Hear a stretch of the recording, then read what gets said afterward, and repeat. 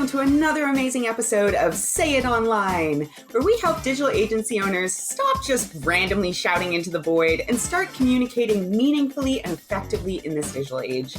I'm your host, Say Gabriel, and this episode was brought to you by our sponsor, Nancy Content.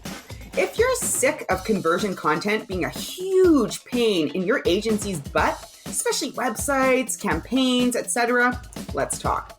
With the smoothest content process ever, a team of unbelievably skilled and organized content strategists, and years of subcontracting experience, Anansi is looking to make your life as a digital agency owner unbelievably easier.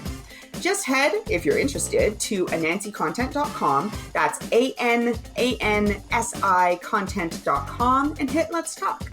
And now, without further ado, here's our episode. Hello, and welcome to another fantastic episode of Say It Online, where we help digital agency owners communicate confidently and clearly in the digital age. I am super stoked today to welcome Staeven Frey to the show. Staeven, welcome. How are you doing today? Thank you for having me. Awesome. Well, I know that we've been doing some branding work together. I've listened to you on a few other podcasts, so I'm really excited to hear all of your expertise, in particular around branding. But as opposed to me kind of just reading off a bio here, I'd love it if you could take a few minutes, tell our listeners a little bit about you personally and maybe an overview of your business. Well, thanks so much. To everybody out there who doesn't know me, I love all things that are orange. I love cooking and camping. I rescue cats and huskies, and that propelled me to kind of get into the world of packaging. I've worked with clients like Target, Walmart, Michaels, and most recently Mars Pet Care. And I love branding, like Say said. One of the things that I'm really passionate about is helping digital agencies and brands dominate their market, charge what they're worth for the premium price, attract and get the clients that they want, and create an authentic and memorable brand. And I do that all through something really geeky that I like to call brand science. And simply, it's taking, the pieces of marketing that people may be familiar with, but actually turning them on their head and only using the ones that are evidence-based. And so specifically through the lens of branding, talking about the metrics of marketing uses things such as your color, logo, typeface, and what we call those distinct brand assets, and using evidence-based science to explain purchasing behavior, purchasing bias, how people think, how people organize thoughts, how that affects the design, how that affects the packaging. So using brand science is the thing that I'm passionate about. And so that is definitely something I'm excited to talk to you today with all the listeners. Awesome. Well, thank you for that super thorough introduction. You're actually getting ahead of me here because I was going to ask, right, how does the way you communicate verbally affect your success? And you're already starting to get into that. So I'm super curious to hear more. Branding is one of those things that, while most of us agree is extremely valuable, I think there's a lot of confusion about what it is, how it's practiced, etc. So I'd love to hear a little bit more about this metrics-based branding. So what sort of data do you track? How does that fit into the different, actual things you're producing? Just give us a bit of an intro.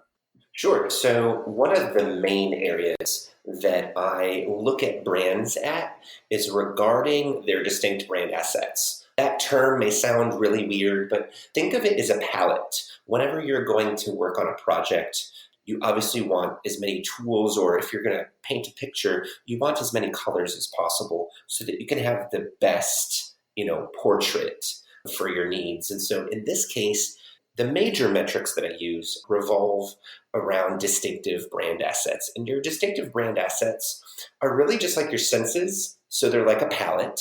And then that palette is broken down into your senses. So there's word assets, there's sound assets, there's color assets, typeface and tagline. Those both go under word. Your brand mark, that goes under word. There's also shape assets. There's also other assets such as human assets. And in that category, we would lump together both, cartoon characters, spokespeople, celebrities, even the Michelin Man. He's not really, human, but he would go into the human assets. So we have everything literally in the 7 categories of, like even smell is kind of a secret hidden category. So if you've ever been to the W Hotel, you know that they have their own signature scent that they only put in that hotel. So that's a distinctive brand asset. Not everybody's going to develop a distinctive, smell asset. So the major ones revolve around word, color, shape, as well as music, sound, human elements, and then there's even story elements, which relate to moments, and then also style elements as well. So that becomes the palette of which we first evaluate a brand. What are the assets they have? And then we'll look at each one of those and say, how do they rank? So just had a client the other day, for example, came to me and said, Staeven, we want to accomplish A, B, and C, and X, Y, and Z. What do you think? And I said, great, let's start off with some research.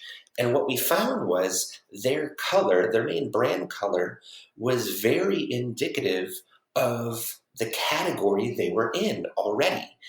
And actually, a lot of other people had that color.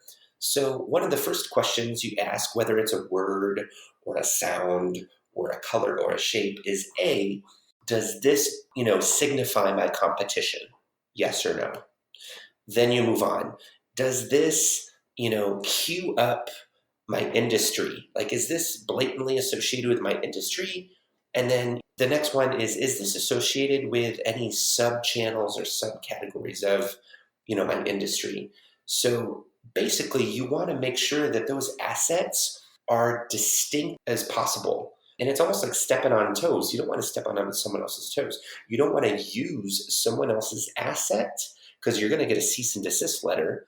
And then you're also not going to stick out in the marketplace. And so that palette, that distinctive palette of assets, that's kind of your go-to swatch for any time you go into, if you're going to go into, doing social media.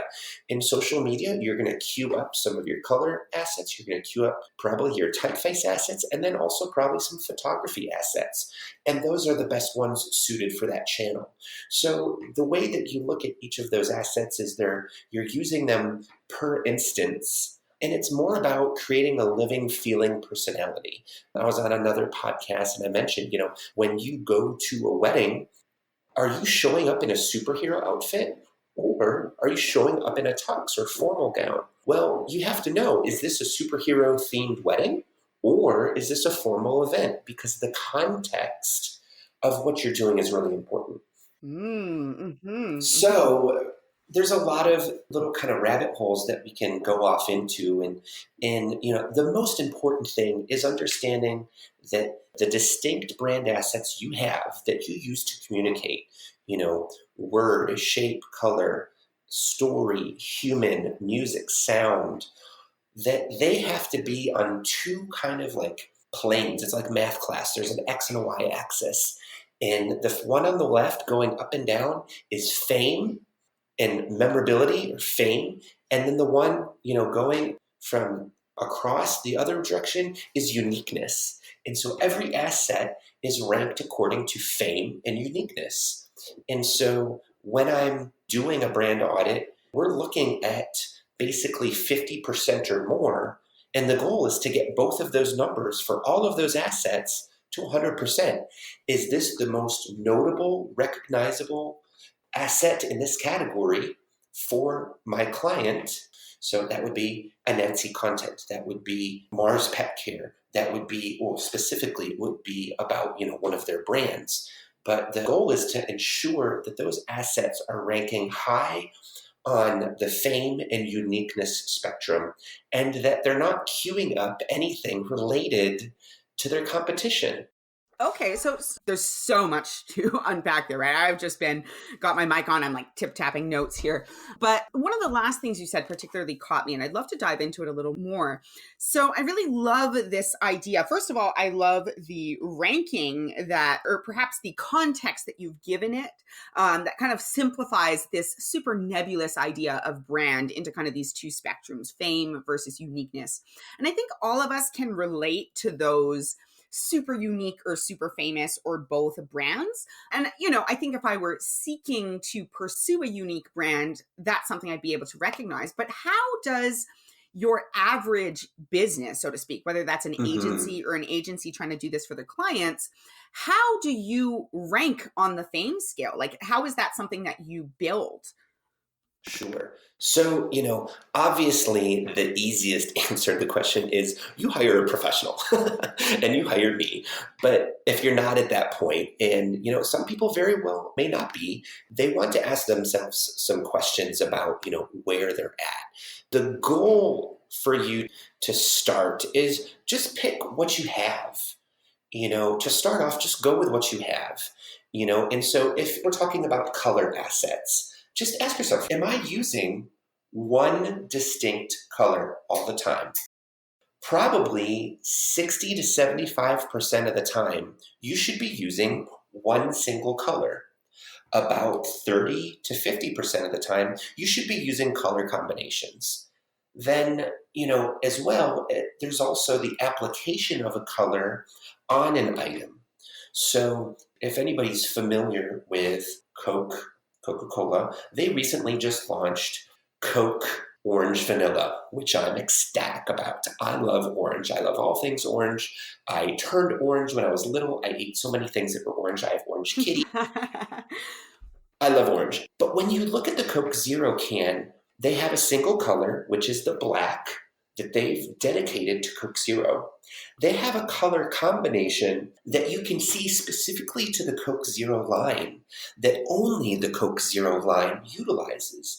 And then in the addition, they have shapes that they put on there that when applied to the shapes, those color plus the shape is still a color asset. So you may see Coca-Cola in red. You may just see the red. You may see the red with the white words on it, or you may see a graphic that's swooshing across, half of the ad that is that signature swoop. That's a color and a design element. So I use that as an example to say, start with what you have, color. Look at your color. Do you have one color that you're using? 50 to 75% of the time. And I say that because in your communication, you're going to want to utilize the element strategically, intentionally, and color is one of the most important components. The next one is shape. And actually shape is really the unsung hero in our world. Ask yourself, do you have any symbolic images that you utilize? Do you have a specific pack shape? Like Febreze has a specific pack shape. The Febreze bottle, both the aerosol and the hand spray, have a specific shape. Well, then there's also the shape that's in your brand mark. Are there any shapes? If there's a shape in there, shape is actually the first thing that you see. So there's a thing called sequence of cognition, and we process things according to shape, color, and content. The only time we look at something before a shape is when it's a human face, because we're just hardwired to look at other humans. It's just a survival evolutionary thing that crept in there somehow. We always look at people's faces first. So when we see ads on TV, we usually see people, and then we usually see the shape, we see the colors, and usually no one actually even ever mentions the brand. Nobody says the brand out loud. They're usually utilizing it. They're usually drinking it, eating it, driving it, whatever it is in the context. And then usually there's a simple tagline. And so the tagline is one of the word assets. So we start to see these components come to play together based on the medium that we're looking for. So when you're a business, the first thing to do is just look at what you have. And when you look at what you have, just ask yourself, how distinct are the things that I am using?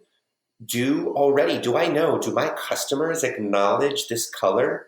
Are my customers acknowledging any shapes?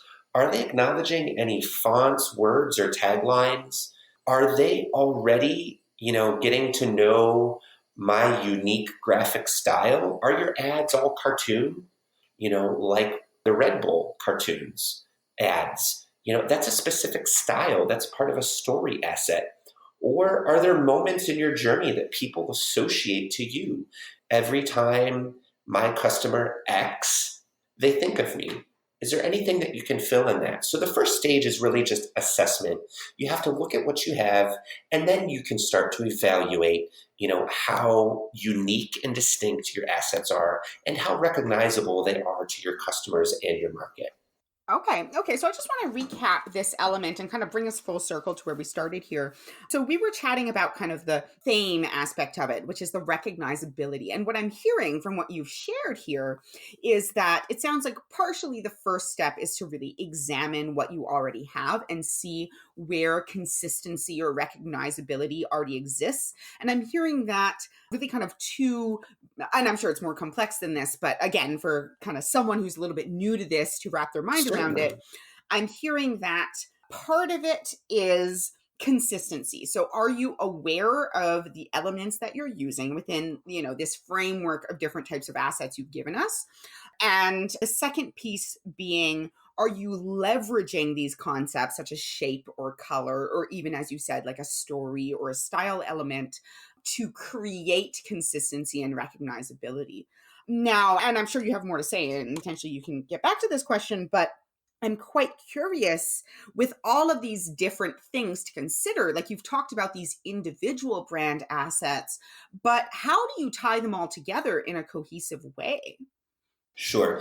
And this is what I really love about what Anansi Content does is you in your organization, you help people hone down the correct messaging, understand the empathy path, get to know the problems that are facing, an agency's, clients, the end client's customer. And the same is with branding. I go through a very, very similar process with understanding who is the customer, what is the problem that they face on an everyday level, and what is the biggest problem that we solve. And only until then can we really understand who are we talking to, what is it the thing that we do, why is it important, who are we, and how do all those things go together. There's a phrase that I call the onliness statement. And then the onliness statement, it almost looks like the word one as well. I type it as one or onliness or oneliness. You're the only one. So we are the only who that does what, that does where, that does why, that does how, because this, because all of this. And so you could break this down, for example, to say Harley Davidson Motorcycles is the only American-made motorcycle company that gives men a sense of freedom and masculinity during a time when they feel that that's under attack. That's just an example of an only one or an onliness statement Okay, or a okay, oneliness statement. yeah, absolutely. This is super intriguing. And I love how you related this back to content because, like we have a few kind of frameworks or statements like that we use. Like we help Sure. blank or we help people come up with these statements. And there's an I help statement from us, but like we help blank to blank by blank. Unlike others who blank, we blank. So it's Yes. really interesting. Of course, for me, I'm being a word person. The Right. idea of translating this all into visual assets is a little bit Sure. daunting, but it all makes perfect sense when it comes to writing. So between you nailed it on the head is when you're working through those, and some people call those your UVP, your USP. At the end of the day, imagine a pyramid. At the top of the pyramid is a special place where only certain people who have become an authority to their brand concept get to. At the bottom of the pyramid is your platform. And the platform is all the messaging, all the content strategy, all the customer avatar research. You have to build a solid platform to understand who you're talking to, what is, your services, what are your distinction points in the market, who are you put up against. But also included there is, your brand identity and your distinctive brand assets. And so that's key to build your brand first. So you have to have a platform. And once you've solidified that platform, just like going through content strategy, you then can go on and write the website. You can then move forward into creating the assets that you need to build your brand. So that middle section is, in fact, growing your brand, building buzz, and accelerating, growing and scaling. And once you've reached the level of synonymousness with your industry, with that concept, I don't need to be the number one fast food burger.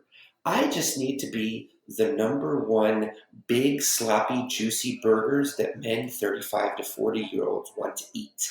And that's Hardee's or Carl Jr.'s. When I compare it next to the $1 or $2 menu burger, my big idea doesn't have to be the biggest. It just has to be bigger than someone else's. So you get to accomplish that brand authority when you've built your platform, you've grown and built your brand out, and then you work towards that through, various tactics, whether that's podcasting, publishing, various forms of marketing, whatever is the most important way for you to communicate to your market and your audience. But what's interesting is seamlessly between content strategy and branding is this magic little mirror of brand attributes. You're no stranger to understand that you have to talk to different people in different ways about different things based on where they are, whether emotionally or life stage or in the product cycle or the purchasing cycle or in the discovery process of getting to know someone. And it's the same thing is, how you speak, how you talk, and the visual transformation of that is where your brand attributes come into play. And your brand attributes are no more than 5. They can even be boiled down to 3, but they're basically the 3 to 5 attributes that you are at all times to yourself and others. If I'm funny, smart, humorous, intellectual, and cute, if I'm those 5 things, I'm those 5 things day in and day out. Well, I just described myself, so that's pretty easy to do. Now, if I run an airline and our motto or our brand attributes is fun, fast, friendly flights, obviously those attributes are going to drive the visual and verbal style of my brand.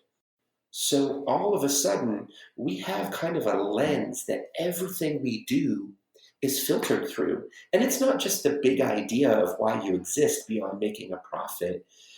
The brand attributes become the things that must be true at all times. So then when you're selecting new photography, if we know that you provide fun, fast, friendly flights, we know that our photography is going to showcase people having fun, having a stress-free time, getting on the plane, maybe having a friendly conversation with somebody. And obviously we're going to show them having flights. That's not a brand attribute. That's more of the service. But at the end of the day, the brand attributes are going to guide our distinctive brand assets because we've done all that strategy at the beginning while we were building our platform. So just like you go through with your clients or go through the content strategy process doing research, I go through that same process, getting to know who they are, what they do, why does what they do matter, who is the people that they're talking to the most, and what's most important to them, and what are those attributes that need to shine through at all times. So then with that as a filter, it makes selecting, the elements of your story, your photography, a lot easier. So brand attributes really are the secret hero behind everything about your distinctive brand assets, because without your brand attributes, your distinctive brand assets don't know how to function. So they're kind of like the pack leader with a whole bunch of puppies running around. You need a pack leader to give structure and vision to how the pack behaves. And so with those brand attributes as your focus, your distinctive brand assets have a lot more structure, and you know what direction to take them when you're addressing it either visually or verbally. Okay, this is definitely quite a lot to wrap my mind around. So the first thing that kind of jumped out at me was the difference between brand attributes and brand assets. Now, if I'm understanding correctly, a brand asset is a physical or digital thing, such as a logo. Sure. That is a specific, item. Sure. Versus attributes are more like the core concepts that there are fewer of that are going to be consistent across all assets. Is that what I'm hearing? That is correct. And to recap, your distinctive brand assets come from one of 7 categories: color, word, story, music, shape, sound, and human assets. Okay, and so the attributes, how do you break down or define the attributes? Like, are these words? Are these concepts? Yes. So when it comes down to your assets, they're usually a word specifically that you would use to describe your brand. So if you're thinking about your brand strength, so just like we assess our brand's assets, you would say, what are the 3 to 5 words that people, descriptors, that's maybe a better word, a descriptor that captures the essence of your brand. So an example would be performance, design, prestige, reliability, safety, comfort, luxury, expertise. And so what you would do is you would list no more than 5, and you would assess your current brand image and say, okay, how are we currently perceived against our market with fun, fast, and friendly? And then we would say poor, fair, good, excellent. And then here's the important thing. We would say, what's our desired perception? Do we want to improve that? Well, if we're fair right now and we want it to be excellent, obviously we need to do some work to shift that. If safety and reliability are really high on our brand attributes and they also have an excellent current perception, then our focus should be simply on maintaining that perception. But then we also have to understand, okay, we may be perceived as safe and reliable, but how important is that strategic emphasis? How important is that attribute to the success of your brand? Well, if you're gummy bears, reliability and safety really aren't the biggest, most important attribute to the success of your brand. If you're an automobile, totally different story. So the image or the descriptor that captures the essence of your brand is really like the thread that secretly you want to have sewn not too tight that it breaks, but comfortably so that the fabric of your brand can flex, can move. And so by evaluating those 3 to 5 descriptors, you're able to see how are we currently perceived, and you can always evaluate quarterly at least how you aspire to be perceived in your market and against your competitors. And then you can identify, okay, what is the importance of this attribute, related to the success of our brand? So you can prioritize where your ongoing communication needs to be and then shift it where it may not need to be. You may be actually spending too much time trying to focus on one specific attribute of your brand that you're kind of like that person at the party that no one wants to talk to because they're just kind of monotone. You want to talk to a vibrant person. You want to hang out with somebody that's multidimensional. Same thing with your brand. You want to have more than one attribute that's capturing the essence of your brand, that is becoming that thread that's sewing all your distinctive brand assets together and in a way that's comfortable. And then if you need to mend or tidy up and pull that thread in a different direction, that you can strategically change that shift over time, and that becomes something that you do, very strategically and intentionally. You know how that's going to affect your ongoing communication in the future. And then you can plan with your leadership or the people involved or even yourself or just the designer how you want to continue to do that or make the appropriate shifts. Awesome. This is all, I know there's a lot of gold here. This is all super valuable. I'm curious. So, this is all making a lot of sense to me in terms of how this provides essentially, data that you can use to make more educated decisions in terms of your business strategy and how you're visually representing yourself. But I'm curious, how do you measure that perception? How do you measure how successful a particular asset is in terms of your attributes beyond just like making an educated guess? Like, are there ways that, do you like poll clients? How do you make sure that you're getting the perspective of the right people? Sure. And this is definitely where, marketing science goes into the research phase. Obviously, user testing is going to be very important. One of the easiest examples I can think of is one of those BuzzFeed quizzes where they say, name these 20 brands, or can you name these 20 brands? And they just show you like a color or a letter. And they ask you, can you name who it is? And so that's just an easy way, just like that. You can poll some of your customers and some of your people, and it's honestly best performed by a third party that can remain objective and be distanced from it. You can also simply just look at a few things. Like for color, for example, I can pull up the top 30 baby product companies. Let's just pick a random category. And I can look at their brand identity and simply sample the color of their logo, put them on a spreadsheet, and see if I see color patterns emerge. Most likely, I would advocate you're going to see a lot of blue, you're going to see a lot of pink, you're going to see a lot of pastels, you're going to see a lot of very approachable, soft colors. Why? Babies. You want things that are nurturing, that are warm, that are welcoming, that are loving for your baby, regardless of gender of the baby. And so you're not going to specifically use a very gender-centric color in that category. You're going to want to keep it soft and neutral, possibly.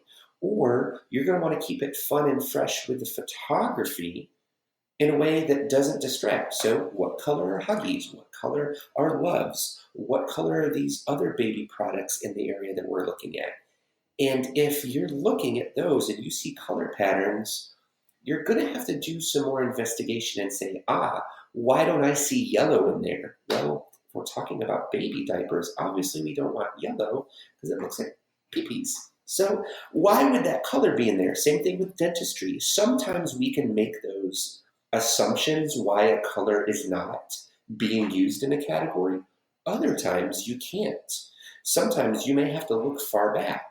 You may have to think back to, what was the packaging history of shampoo 20 years back? Well, now people are familiar with herbal essences being a fun, vibrant color category. Well, before, in the early 80s, they had a very distinctive bottle with a lady in a waterfall with flowers, and it was green. And everybody knew that. So why don't we see green now? Well, that color green isn't being used because it still has memory cues associated with it in the shampoo category that would actually reactivate the memory cues of herbal essences back in the day. So with a comprehensive understanding, we can make some educated choices, and sometimes we can't, and it's going to invite us to do research. So it's simply just start taking a look at things. Are there patterns? Are there any things that stick out to you? Is there the existence of something? Is there not the existence of something? But don't make an assumption right away that that means anything. You simply want to gather that information and then ask the next best right question. What does this mean? How do I find out? Okay, so if I'm kind of unpacking what you're saying here a little bit, I'm hearing a few different things. One is that the quality of the data that you're getting or is only as effective as you use it, as how well you use it, essentially, when you're talking about things like, identifying different patterns. I'm hearing that where you can get the context, I'm hearing it's very context specific in terms of how you interpret the data you're getting. But I'm hearing that there's kind of roughly 2 or 3 different categories. One is direct from consumer or client data, which, as you said, is often best performed by a third party, but is really just asking people directly what sorts of associations or responses they have to things. Certainly. I'm also hearing that there is industry data, which can be obtained through experience and through research, which is looking more at the kind of history of a certain market or a certain consumer base or a certain industry and seeing what sorts of trends have dominated and then kind of unpacking those, or what sorts of trends, as you said, aren't there and why. And the third thing I'm hearing is kind of more widespread emotional associations. Like it's not you don't potentially need to survey 20 people to know that the association for yellow, for example, for diapers, probably isn't the most positively reinforcing one. Sure. So, yes.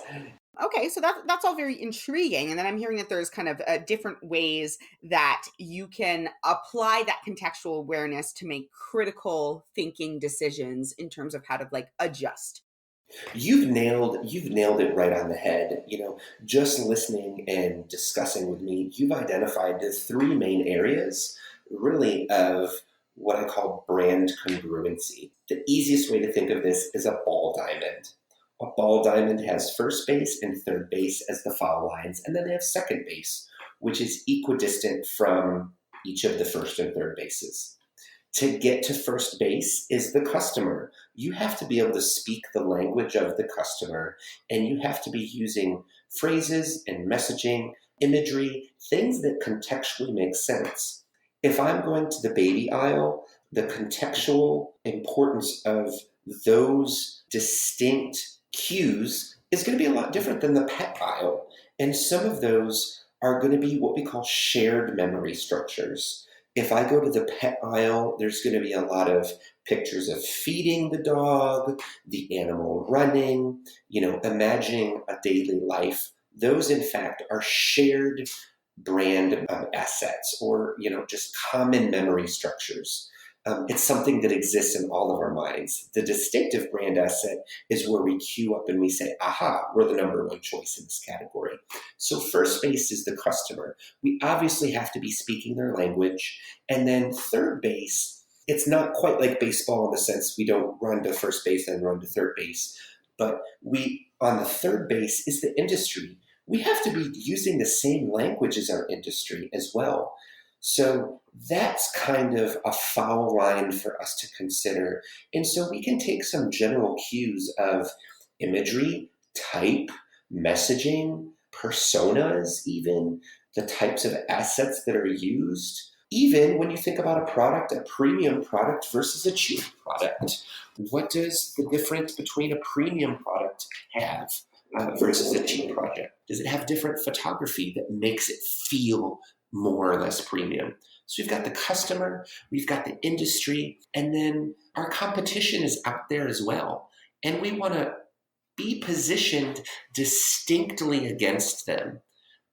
So I know that you've mentioned you've had Pia Silva on your podcast. One of the things she says is stand against something.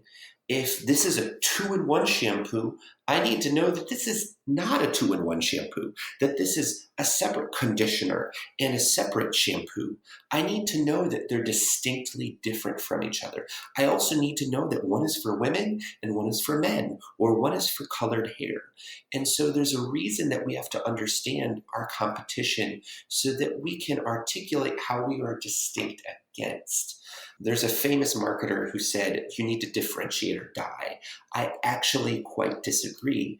If you're too different, you're not going to fit in the category. If you have a fish tank, you need to be in the fish tank if you're a fish. If you're a cow, you don't belong in the fish tank. You don't fit that market. So there's lots of room within a fish tank of the types of fish there can be. And so likewise, in your market, you need to fit the ecosystem that's there, whether that's a forest, whether that's a jungle, whether that's the desert, whether that's a metaphorical fish tank, whatever your product ecosystem is, you have to fit within that category so people can walk by you and say, oh, that's a fish. Oh, that's a dog. Oh, that's a men's shampoo. That's a women's shampoo. This is a kitten's product. This is an adult dog food. They can see the cues based on language that they understand as a customer, cues that you universally use as an industry, and then specifically against your competition. So we gather a lot of those cues basically by evaluating those three things. And then there's obviously a scalable level of research that we can do to investigate those beyond just some of the basic understandings. Okay. So this is awesome. So we've heard about the three levels of congruency, first being the audience. We've talked about the industry. So what is that kind of elusive second base? Is that the competition?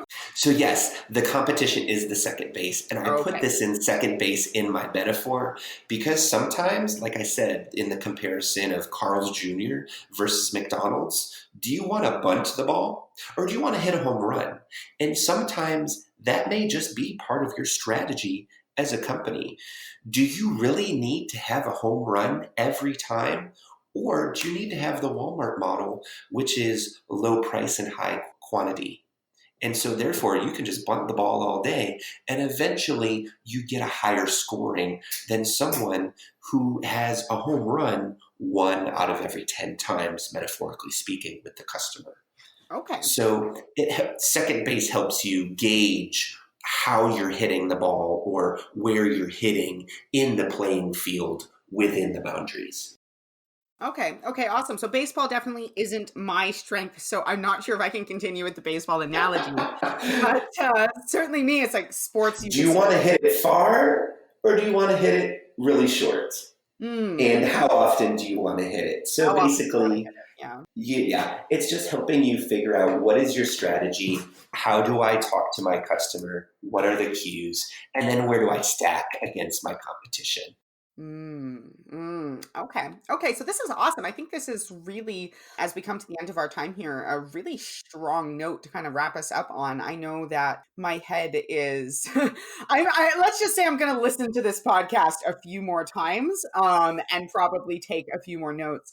But, this idea of this triangle, I know in content, we talk a lot, specifically at Anansi, we have our framework of the who, the what, and the how. And I see that this is more like a different contextual framework. So still the who, but we're looking at specifically who is, with you on your side offering something similar. How can you differentiate yourself from them as the competition? Yeah, that would be the competition. And then also the industry, what are the clients expecting to see, and understanding the kind of higher level cues that you can take to position yourself in a way that is recognizable. And I'm hearing again those echoes of through the lens of the audience's perception, balancing that uniqueness being kind of the competition aspect, as well as that recognizability being perhaps a little bit more the industry concept. Maybe I'm oversimplifying it. No. And there's frameworks really are an analysis of variables. And I like to point out that, there's no such thing as one size fits all. There's really only one size fits one.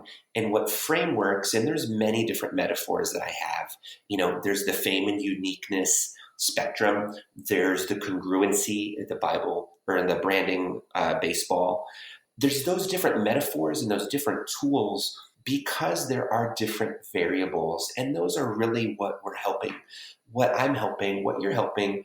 And even as a digital agency owner, that's what we're helping our clients work through is what are the variables that we need to consider. And so a framework, whether it's branding or whether it's content strategy, those frameworks are helping us evaluate those variables that are most important to the client's success. And ultimately, if your agency, your client's success and your customer's success. So we're kind of doing two things at once. We have to evaluate what is success for my client and then what is the success for the client's customer. So there's really a couple levels of we have to understand how this affects them and how this affects their customer. But these variables are really the things that we're trying to pull out. And there's multiple frameworks out there, and everybody's got their own. I tend to be driven to the ones that are evidence-based, research-supported, and actually, have results and science behind them. And that's part of the way I'm wired, and that's part of the things I'm passionate about. So that's part of the connection there. So variables are the things that we're evaluating through rubrics and frameworks so that we can make the best decisions possible. Oh, absolutely. You are so speaking my language right now. If I could just give you a slow clap, I mean, I could, it probably wouldn't come across super good on the mic. But I just sounds like you're giving yourself one. Yeah, you go. Because that was the prediction at the end of the sermon where, people were coming forward. No, I'm just kidding. Yeah. I agree with this 100% because as humans, we have this tendency to become addicted to pattern recognition. And I agree with you in that there's this need to balance essentially chaos, right? Because these structures, these frameworks, these rubrics, essentially these constraints, which provide us with different lenses through which to evaluate variables, as you said so succinctly, they're really necessary to harness what could otherwise potentially be an overwhelming amount of information or simply a structureless amount of information. However, the frameworks are only as good as your application of them because, as you said, it is not a one size fits all. It's not about hearing, okay, cool, yep, you fit into this box. Whoops, great, awesome, let's move on. In reality, it's actually about constraining things enough that you can make those critical decisions and you can really make those educated decisions, as we've said, kind of through the lens of what it is that the end user needs and is looking for, as well as what are your client's goals. And then, for those of us who operate in partnership with other agencies, then when you're creating these frameworks, there's also this additional level of needing to understand what another agency needs to see and understand in order to fit your framework or your expertise into their own. Sure, definitely. And it becomes both quite challenging, but also quite rewarding to be able to use and leverage and change and adapt these kinds of frameworks and rubrics as time goes on. Anyway, I have been rambling. No. And I would close, the last thing I would advocate to share with listeners is, when you think of branding, think of, memories. You are basically creating memory structures. You're basically placing a secret piece of cheese for a mouse to find time and time again so that you become the most physically and mentally available product, service, brand, company, person, whatever your brand is. Branding isn't about just the pair of clothes that you're putting on. It's about the connection and the value that you create in the mind of the person. And so a lot of people like to talk about what branding is. I like to talk about what branding does. But at the end of the day, memory structures are like the secret key. And so we're in the business of creating, and you said, patterns, making patterns out of chaos. How does someone in this category predominantly think? How can we communicate to them? And how do we create a pathway that we can recall those memory structures time and time again? If you can do that, then you've succeeded. Awesome. Absolutely. So I love that. Branding is really about creating shared memory structures. And I would actually add to that and say that content is quite often about tapping into shared memory structures through story. There's shared and there's distinct. There's shared memories and distinct memories. And that's the plane that we all work on. So yes, exactly. You are. Slow clap for me. Slow clap for me. Awesome, Staeven. So if our listeners wanted to connect more with you, kind of ask you further questions, potentially work with you or find out more about what you do, what would be the best way for them to connect with you? Awesome. Well, I love to talk. I love to chat about brand science. And you can find me on my website, which is quantumbranding.agency. You can click the connect form, send me your questions there, or you can hit up the chat box and it'll come straight to my computer and we can engage there. So either one of those methods, but go on my website. There's a couple different ways on there at quantumbranding.agency. And I look forward to hearing from you and any of the questions, thoughts, or ideas that you have. I look forward to it and I thank them for listening. Awesome. Well, thank you so much, Staeven, for coming on the show and sharing. Thank you for having me. So much in-depth expertise. It's been an absolute pleasure. I genuinely, I feel like I say this, maybe, I don't know, listeners, sorry if I say this every episode, but I really do feel like we could talk about this easily for another hour. And I think that there's potentially a lot of opportunity here to come back to some of these topics in the future. Anyway, so all of these resources, including Staeven's website, will be in the show notes. Definitely encourage you to take a look at those, dear listener. Don't forget to give us a like if you enjoyed this episode, if you enjoy the show in general. Give us a like or a rating or a comment, whatever platform it is that you use for your podcast. We would love to get your feedback and also your praise. We'll be real. Anyway, so once again, I am Say Gabriel coming to you from Say It Online. I hope that all of you guys communicate excellently today. Remember to be excellent to each other and have an absolutely fantastic rest of your week. Take care, guys.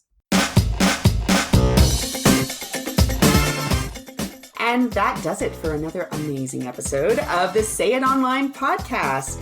Join us next week And don't forget to like and subscribe, whether it's iTunes, whatever your favorite podcast player is. It is always, always appreciated. It really makes a difference for us. It helps us get this word out to more people. As always, this episode was brought to you by our sponsor and Say's own business, Anansi Content. If you're a digital agency owner and you're still wasting too much time chasing down content that maybe isn't even all that great, let's talk.